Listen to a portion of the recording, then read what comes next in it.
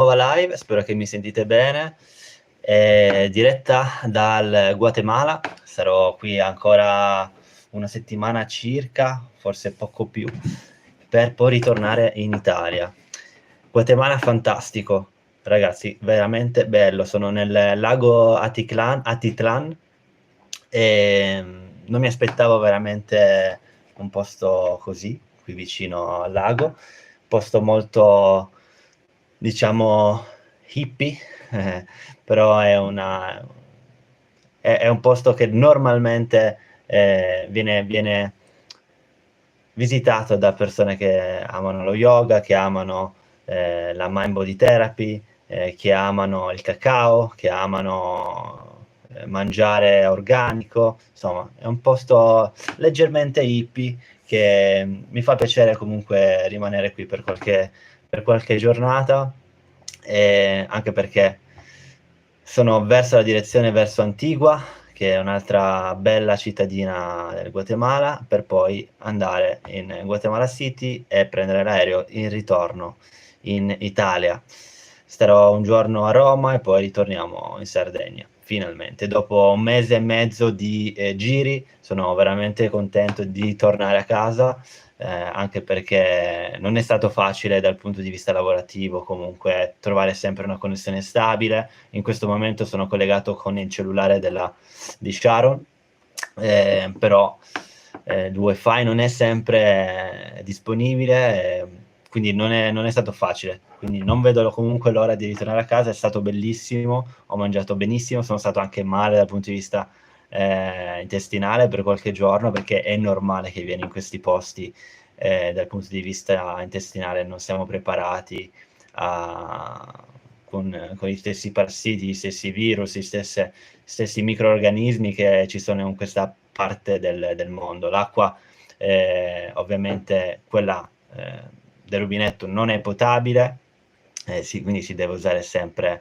comunque acqua in bottiglia, cosa che non mi fa particolarmente piacere perché non amo la plastica, però bisogna adeguarsi, non sempre è disponibile l'acqua, diciamo, quella sotterranea, quella delle falde acquifere, anche perché non è sempre sicura. Perché faccio questa live? Ho preso questa abitudine di ritornare a fare live una volta ogni 2 settimane, più o meno, circa, anche per aggiornarvi su quello che faccio nella mia vita, quello che c'è dietro le quinte di questo lavoro, di questa missione della cura mind body therapy attraverso quindi l'online, attraverso il percorso Neurobalance.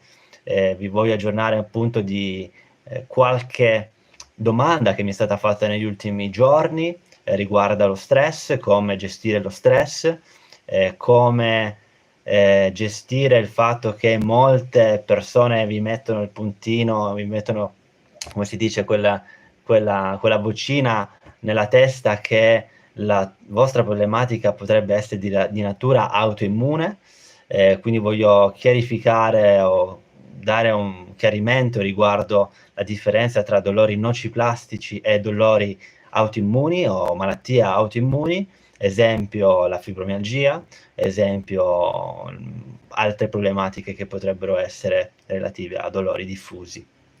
Ciao Lorenzo, sei nuovo? Beh, bentornato.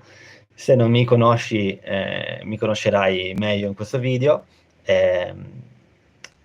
Quindi parliamo quindi di stress in particolare. Lo stress è una parola che dico molto. Un mio amico mi dice sempre parli veramente tantissimo riguardo allo stress, perché lo stress è molto importante come fattore nei dolori nociplastici, nei dolori diffusi nel corpo.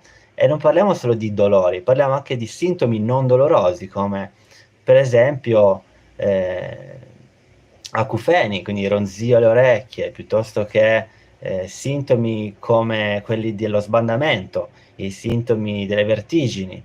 Mi è capitato spesso in passato che durante periodi stressanti la mia vista, comunque sentivo questo sbandamento immediato, magari che ero al computer, magari che stavo camminando. È ovviamente molto spaventoso riuscire a gestire questi sintomi se non sai da dove arrivano, quindi inizi a pensare: oh Madonna, qualcosa sta succedendo nel mio cervello, magari è una malattia grave, perché quello che succede è questo: le persone hanno questi sintomi variegati, che chiamiamo sintomi nociplastici, e iniziano ad allarmarsi. Sono comunque persone che soffrono di ansia già di suo, perché la personalità della persona che soffre di sintomi nociplastici è una personalità molto molto ansiosa, anche se non lo vuole fare vedere, e qua è facile per me descrivere questa personalità perché è come descrivere me stesso.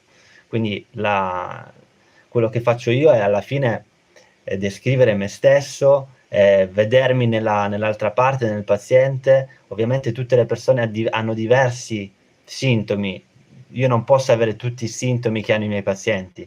Ho avuto diversi sintomi, li ho ancora certi, come quelli della psoriasi, è appunto una malattia considerata autoimmune, ma secondo me questa etichetta malattia autoimmune dà una gravità quasi al sintomo in modo negativo. Quindi, giusto per non andare su 100.000 parti, su 100.000 tangenti oggi e far confusione, voglio parlare dello stress prima. Lorenzo, se parli di cose importanti e interessanti, quindi ora mi iscrivo al tuo canale. Beh, grazie. Parliamo di stress. Come gestire lo stress? Una delle domande che mi è stata fatta proprio oggi dal mio paziente. Come posso gestire lo stress? Come lo gestisco io lo stress? Posso dirti come lo gestisco io. La meditazione, imparare a meditare è necessario, è un asset, è un investimento incredibile che ti cambia la vita, perché capisci come nei periodi in cui tu mediti, e quando dico meditazione può essere qualcosa di molto semplice, come per esempio chiudere gli occhi e semplicemente sentire come batte il tuo cuore. Metti una mano sul cuore e senti come batte il cuore. In questo momento non stiamo modificando niente nel corpo, stiamo semplicemente sentendo il cuore che batte. In quel momento tu hai dei pensieri che stanno navigando. Quei pensieri sono normali. Quindi la meditazione non vuol dire eliminare i pensieri. La meditazione, in questo caso la mindfulness, che è una particolare meditazione, è quello di concentrarsi nelle sensazioni senza giudicarle, senza modificarle. La cosa più semplice è modificare e sentire quindi il cuore o sentire il respiro. Sentire il respiro o il cuore, una delle due o tutte e due. In questo momento stai semplicemente portando la tua consapevolezza all'interno per qualche minuto. Come farlo? Lo si può fare attraverso semplicemente chiudere gli occhi e sentire il cuore per 3 minuti. Alla fine i tuoi pensieri divagano, vanno verso una cosa, vanno verso l'altra, gentilmente ritorni verso il cuore, ritorni verso il respiro. Questa è una mindfulness che puoi fare per 3 minuti. Ti assicuro che se la fai costantemente per un mese, la mattina e prima di andare a dormire, vedrai il tuo livello di stress drammaticamente scendere. Lo stress non si può modificare sempre, nel senso, noi possiamo modificare la nostra reazione allo stress, non possiamo modificare cosa ci stressa. O meglio, gli eventi di vita non possiamo modificarli, arrivano, non possiamo farci nulla, possiamo reagire in modo però consapevole. Questo è un qualcosa che io faccio per lo stress. Ovviamente l'attività fisica. Se stai soffrendo di dolori persistenti come fibromialgia, cervicalgia, mal di schiena, probabilmente hai diminuito le tue attività fisiche. Esempio una camminata, esempio andare in montagna, esempio sciare, esempio qualsiasi cosa, andare in palestra, fare yoga, movimento. Questo è importantissimo, non sono io il primo a dirlo, sicuramente sono cose che sai già, ma stress è modificato con l'attività fisica che può essere sia aerobica, quindi semplicemente quella della corsa, o anaerobica come quella della palestra, no? Quella del peso, del alzare i pesi, va bene. A parità di tempo preferisco quella anaerobica. Se hai 20 minuti o 15 minuti, preferisco che tu faccia un'attività anaerobica che quella aerobica, perché 15 minuti normalmente sono abbastanza pochi per un'attività aerobica, però meglio che niente, si deve iniziare dal basso. Quindi abbiamo parlato di meditazione, abbiamo parlato di attività fisica. Un ultimo strumento che potrei dire sui 3 principali strumenti è quella dell'espressione emotiva. Se ci sono delle cose che ti preoccupano, non te le tenere all'interno, scrivile su carta. Una delle cose più semplici che faccio è quando c'è qualcosa che mi preoccupa, invece di pensarci continuamente, perché questo è un pensiero, diciamo, che può diventare compulsivo, e molte delle persone che seguo, i pazienti che seguo, hanno dei pensieri compulsivi, ossessivi, ed è un qualcosa abbastanza normale nella nostra società di avere, che ogni persona pensa a un qualcosa continuamente, però lo ingrandisce il problema, è quello di scriverlo su carta. Scriverlo su carta e trovare un momento nella settimana o nel giorno per concentrarsi su quella preoccupazione. Esempio, è successo pochi giorni fa, quindi è un esempio proprio mio. Ehm, Mentre che facevo retromarcia con il SUV qui in Guatemala, un SUV che non ha come si chiama, i sensori di prossimità, quindi non c'è nessun beep quando ti avvicini con la macchina verso un ostacolo, ho toccato come si chiama, il fanale posteriore a un albero, e ho sentito quella sorta di crack, e ovviamente mi sono preoccupato talmente tanto che ho pensato: cavolo, adesso devo pagare 300 euro di fanale perché non ci ho messo l'assicurazione casco. E in quel momento non è che l'ho sternato, lo stavo pensando, pensavo: ah, madonna, quanto sarà il costo, ma perché non ho fatto l'assicurazione casco, ma perché sono scemo, perché sono stupido. Iniziavo comunque a darmi un sacco di parole addosso, perché pensavo, insomma, che dovevo e avrei dovuto gestire la situazione in modo migliore. Questa preoccupazione, che diventa poi un pensiero ossessivo compulsivo, era durato per molto tempo. Oramai passati già quasi 40 minuti, ancora ci pensavo. Io normalmente ho una consapevolezza, diciamo, corporea emotiva abbastanza alta perché sto facendo questo lavoro, e perché ho avuto dei percorsi di dolori nociplastici persistenti, quindi so che il mio corpo può andare in ansia, può rimanere focalizzato su quel problema per molto tempo. Cosa ho fatto? Ho scritto sul cellulare fanale posteriore della macchina, ho una lista di cose che, diciamo, di preoccupazioni, le scrivo e poi metto una sveglia una volta a settimana, e quella sveglia mi dice: ora preoccupati di quella cosa, e mi tengo 10-15 minuti per preoccuparmi di quella cosa. Questo mi fa due cose: ti fa capire che puoi switchare off, puoi mettere l'interruttore a off di quella preoccupazione semplicemente perché l'hai scritta. E se l'hai scritta non vuol dire che te la sei dimenticata, non vuol dire che non te ne preoccuperai dopo, te ne preoccuperai dopo, ma quando sarà necessario. E soprattutto è una cosa che io in questo momento non posso modificare, no? Molte preoccupazioni sono date da un qualcosa che tu non puoi farci niente. Se ci puoi fare qualcosa, bene, mettitelo nel calendario, una volta a settimana, preoccupati di quella cosa e agisci su quella cosa. Il tornare continuamente con il pensiero non fa stare bene né la tua mente né il tuo corpo, soprattutto se soffri di dolori persistenti. Quindi questo è quello che faccio. Lo scrivi su carta, lo scrivi sul cellulare. Queste 3 cose messe insieme con costanza, perché ci vuole costanza, ci vuole almeno un mese di lavoro per entrare in questa abitudine, no, di pensiero e di lavoro. E lo stress andrà per forza giù, non ci sono altre cose da fare. Poi ognuno può cambiare l'attività fisica, ovviamente non è che devi fare per forza qualcosa che non ti piace. A me piace lo yoga, a me piace l'attività a corpo libero, faccio quella. Sicuramente ci sono altre pratiche che si possono fare, come quella del respiro consapevole, che lo chiamiamo breathwork. Ci sono varie cose, però non è che ce n'è una in particolare che funziona per tutti, no? Un attimo che devo chiudere la porta, che c'è abbastanza vento. Quindi questo è quello che dico. Poi, altre cose riguardo invece alle malattie autoimmuni. Un attimo. Yes? Yeah, 5 minutes, ok? 5 minutes, yeah, grazie.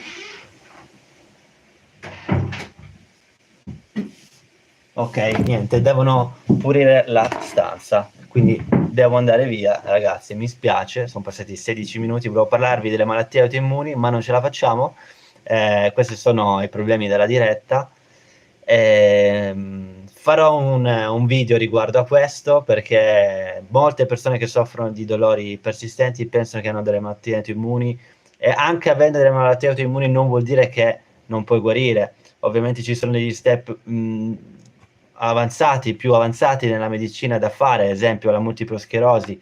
C'è un video che è uscito qualche giorno fa, se non ieri, se non sbaglio, di una persona, un amico che soffre di multipla sclerosi multipla, e ha gestito molto bene questa malattia con la meditazione, con il movimento. Dire che è guarita completamente dalla multipla sclerosi è difficile dirlo, perché ci sono comunque delle problematiche fisiche e organiche nei nervi, che perdono questa sorta di gelatina sopra questi nervi, e il nervo non va a condurre questi impulsi chimici elettrici in modo adeguato. Parliamo comunque di multipla sclerosi, una malattia abbastanza, non dico grave, ma abbastanza difficile da gestire solo con la mente. Poi fortunatamente abbiamo anche dei farmaci che ci aiutano, ma è molto differente da problematiche di dolori persistenti come la fibromialgia, dove non si parla di malattia autoimmune, si parla di dolori che sono dati da un'ipersensibilità del sistema nervoso. Ipersensibilità del sistema nervoso non vuol dire che è danneggiato, ok? Tutto lì. I pazienti che, diciamo, amo seguire sono persone che però hanno dolori differenti dalla fibromialgia, ma come dolori alla cervicale, dolori alla schiena, sono, diciamo, un po' più facili da gestire, semplicemente perché ci miriamo su un qualcosa di descritto. Non vuol dire che se soffri di dolori cervicali, ma un mese dopo non vai a soffrire di mal di schiena. Il perché preferisco lavorare con persone che soffrono di cervicalgia è perché ce l'ho avuta io, è semplicemente questo. La fibromialgia noto che ci vuole un pelino di più per ritornare a stare bene, e questo dà molto sconforto alle persone che se lo sentono dire, ma devo essere assolutamente oggettivo, no?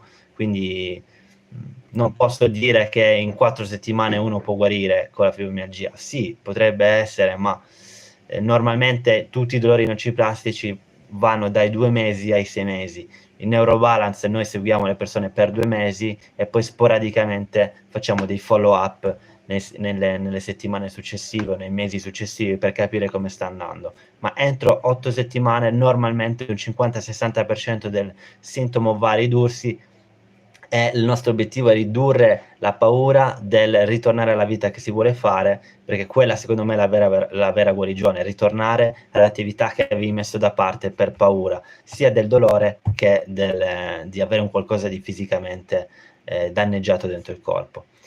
Questa live rimarrà su YouTube perché ora non riesco a guardarla. Sì, Poti rimarrà, infatti adesso siamo in chiusura, sarà registrata. Scrivetemi nei commenti se avete bisogno di sapere qualcosa in più che posso mettere sia nei video registrati che nelle prossime live. così da darvi un supporto ulteriore, ok? Dal Guatemala è tutto, ci vediamo nella prossima live e nel prossimo video. Ciao!